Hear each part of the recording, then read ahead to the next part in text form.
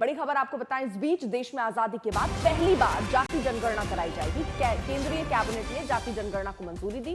कांग्रेस समेत तमाम विपक्षी दल जाति जनगणना कराने की मांग करते रहे हैं। अब कैबिनेट मंजूरी के बाद इसके क्रेडिट लेने की होड़ मची। विपक्षी दल अपने अपने तरीके से इसे अपनी उपलब्धि बता रहे हैं। कयास लगाया जा रहा है कि जाति जनगणना की शुरुआत सितंबर में की जा सकती है। हालांकि जनगणना की प्रोसेस पूरी होने में 1 साल लगेगा और ऐसे में जनगणना के अंतिम आंकड़े 2026 के अंत या 2027 की शुरुआत में मिल सकेंगे। देश में पिछली जनगणना 2011 में हुई थी। इसे हर 10 साल में किया जाता है।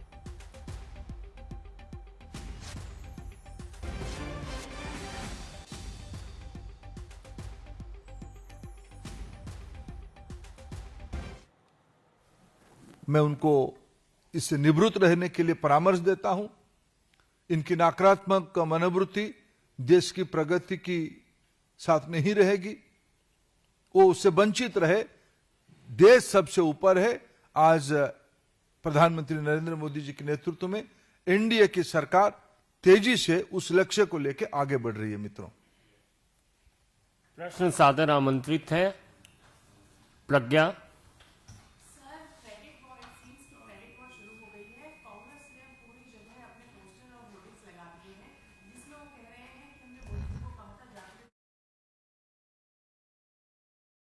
प्रधानमंत्री श्री नरेंद्र मोदी जी के नेतृत्व में राजनीतिक विषयों की कैबिनेट समिति ने यह निर्णय लिया है कि जातियों की गणना को आने वाली जनगणना में सम्मिलित किया जाए।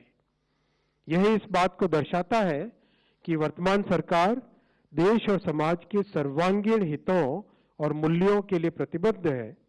जैसे कि पहले भी जब समाज के गरीब वर्गों को 10% आरक्षण का प्रावधान किया गया, तब भी समाज के किसी घटक में तनाव उत्पन्न नहीं हुआ था। पार्लियामेंट में हमने कहा था कि कास्ट सेंसस को हम करवा के छोड़ेंगे और हमने ये भी कहा था कि 50% की जो कैप है, जो आर्टिफिशियल दीवार लगा रखी है, उसको भी हम तोड़ के हटाएंगे। पता नहीं क्या हुआ, सडनली 11 साल बाद नरेंद्र मोदी जी कहते थे कि सिर्फ 4 जाते हैं। सडनली कास्ट सेंसस का अनाउंसमेंट किया। हम इसको सपोर्ट करते हैं, पूरी तरह सपोर्ट करते हैं, मगर हम टाइमलाइन चाहते हैं। हम जानना चाहते हैं ये कब तक होगा। सिर्फ हमने दबाव नहीं डाला, ये सिर्फ दबाव नहीं डाला है हमने ऑर्गेनाइज तरीके से बहुत गहराई से कैंपेन चलाया है, ग्रासरूट लेवल पे कैंपेन चलाया है और महीनों से हम ये कैंपेन चला रहे हैं और इस कैंपेन का असर पड़ा है, इफेक्ट आया है और इसीलिए इन्होंने ये डिसीजन लिया है।